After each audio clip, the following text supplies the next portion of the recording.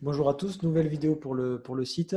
On va continuer de parler préparation mentale avec un enseignant préparateur mental.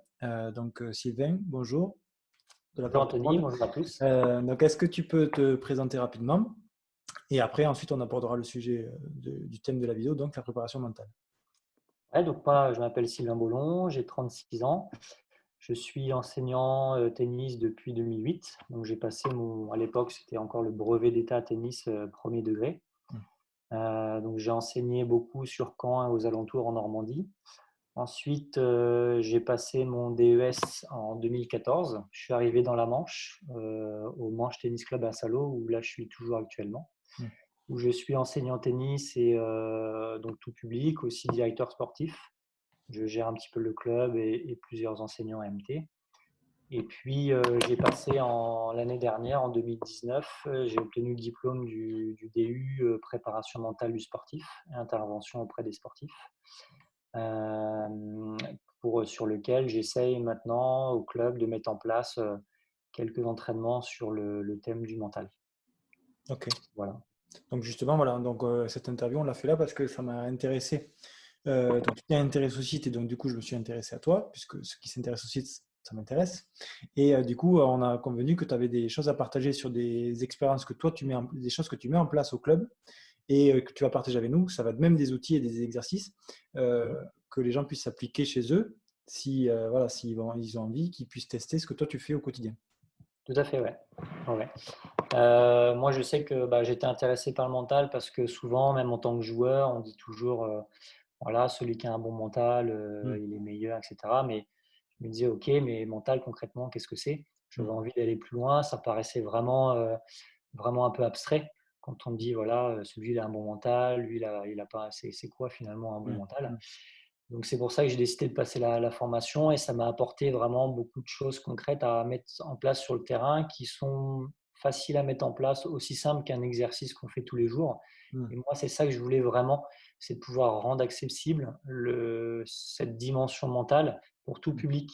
Alors mm, évidemment, il y a voilà, des publics qui sont peut-être beaucoup plus réceptifs que d'autres. mm, Mais voilà, l'idée, c'était ça, c'était de mettre plusieurs notions concrètes sur le mental. Qu'est-ce que c'est exactement? Comment je peux m'en servir dans un match, dans ma pratique, mais aussi comment je peux m'en servir dans ma vie de tous les jours. mm, Parce que je me suis rendu compte que finalement, le terrain de tennis, c'est aussi ce que tu ressens un peu dans la vie de tous les jours, ta manière de fonctionner, etc. Donc ça m'a beaucoup apporté là-dessus. Et moi, c'est la première chose qui a changé, sur laquelle j'ai fait attention, c'est moi, ma posture en tant qu'enseignant. mm, C'est-à-dire que forcément, quand tu passes le diplôme, tu as des grands principes, fais ceci, fais cela, etc. Et je me suis rendu compte que finalement, ce n'est pas adapté à tout le monde. mm, Il y a des personnes qui vont être plus réceptifs à certaines choses que d'autres. Donc c'est déjà, moi j'ai un peu changé ma posture, c'est-à-dire je me mets plus dans les relations humaines, je me mets plus en tant que personne. Alors ok, je vais lui apporter techniquement, tactiquement, etc. Mais je vais essayer d'aller plus loin. Qu'est-ce que je peux lui apporter en tant que personne pour que de lui-même il s'améliore sans que j'ai besoin de lui montrer ce qu'il faut faire. ouais, je comprends. C'est-à-dire, voilà, j'essaye de le guider avec des questionnements, avec des façons de faire, avec une communication adaptée, Mm, de le faire réfléchir un peu sur lui-même. Tiens, dans cette situation-là, à quoi je pense quand je prépare un match, à quoi je pense, qu'est-ce que je ressens, est-ce que je respire vite, est-ce que j'ai le souffle mm, coupé, est-ce que voilà. mm, Et dans cette situation-là, comment tu es? Et je me suis rendu compte que finalement, il y a beaucoup de situations récurrentes, que ça soit dans un match ou dans la vie de tous les jours. Par exemple, tu prépares un match, tu prépares, tu vois, comme toi, par exemple, une vidéo, etc. Voilà, est-ce que tu as un peu d'appréhension parce qu'il y a tout le monde qui va te regarder, ou je suis en conférence, ou je suis, comment dire, je recherche un emploi, mm. j'essaie de me vendre auprès du directeur, etc. Voilà, et je me suis rendu compte que tout ça, c'est ce qui fait que tous les outils qu'on peut développer, ça va améliorer à la fois ton tennis, mais aussi Oui, ton, ta vie ton bien-être en personnelle, tant que ta vie personne, quoi. personnelle et Voilà, tes expériences de vie, quoi. Et tout c'est ça, on ça. le dit souvent, hein. On dit souvent que le sport, c'est l'école de la vie.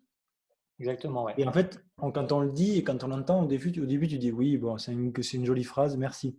Mais en fait, quand tu t'en rends vraiment compte, ben, tu peux plus lâcher. Tu peux plus lâcher et encore Exactement, ouais. plus le tennis. Parce que le tennis, vraiment, il te pousse dans tes retranchements quand même. Il y a des moments, tu as vraiment des moments très difficiles, hein.